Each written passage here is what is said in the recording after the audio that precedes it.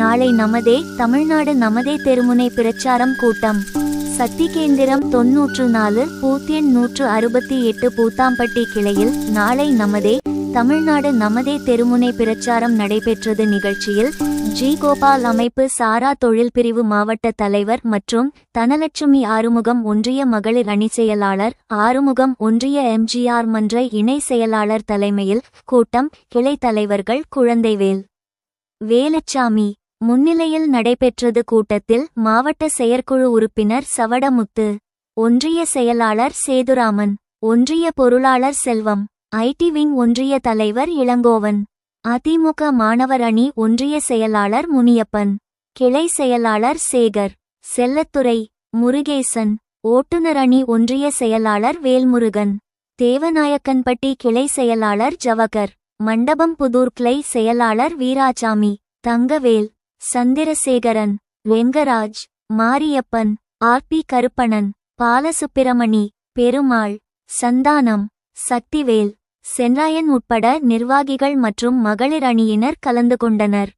ஒரு கூட்டம் நடைபெற்றது. 100 நாள் வேலையை 125 நாட்களாக பாரத பிரதமர் நரேந்திர மோடியும் எடப்பாடியார் அவர்களும் அறிவித்து இந்திய குடியரசுத் தலைவர் திரௌபதி முர்மு அவர்கள் முன்னிலையில் சட்டம் இயற்றப்பட்டது. அதை யாராலும் தடுக்க முடியாது. 100 நாள் வேலை 125 நாள் தற்போது சட்டம் இயற்றப்பட்டது. ஒவ்வொரு தேர்தலிலும் திமுக காரர்கள் கையில் எடுத்துக் கொண்டிருக்கிறார்கள். என்ன கையில் எடுக்கிறாங்க? 100 நாள் வேலை இனி இல்லை அப்படின்னு உங்கள்கிட்ட பொய்ய சொல்லுவாங்க. இந்த பணித்தள பொறுப்பாளர்கள் யாராவது உங்கள்கிட்ட வந்து சொல்றாங்களா? 100 நாள் வேலை மோடி வந்தா, எடப்பாடியார் வந்தா 100 நாள் வேலை இனிமேல் கிடையாது அப்படின்னு சொன்னாங்கன்னா நீங்கள் தயவு செய்து நம்ப வேண்டாம். இந்திய அரசியலமைப்பு சட்டத்தின் கீழ் அறிவிப்பு 100 நாள் வேலை 125 நாட்களாக இருக்கின்றது.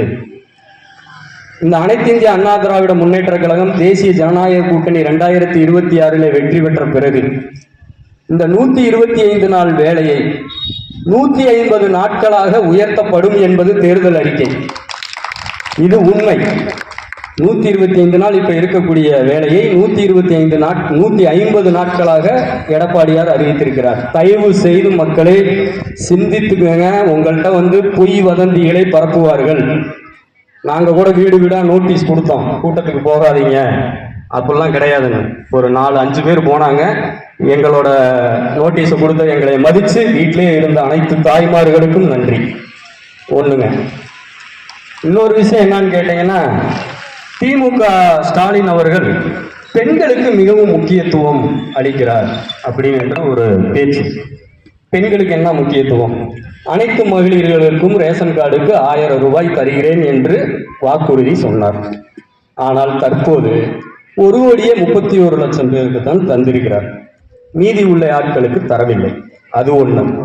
உண்மையை சொல்ல போனால் நீங்க சொல்லுங்க, பெண்களை மதிக்கக்கூடிய திட்டங்களையும் மதிக்கக்கூடிய எல்லா பிரச்சனைகளையும் தீர்வு தந்தவர் யார்? நீங்க சொல்லுங்க. எங்கள் தலைவி புரட்சி தலைவி அம்மா அவர்கள். உண்மைதானே?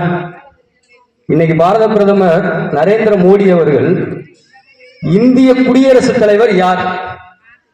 ஒரு பெண். திரௌபதி முர்மு என்பவர் ஒரு பெண். ஒரு இந்திய குடியரசுத் தலைவரை அமர்த்தியிருக்கிறார் என்று சொன்னால் அவர் பெண்களை மதிக்க தெரிந்தவர். உண்மைதானே?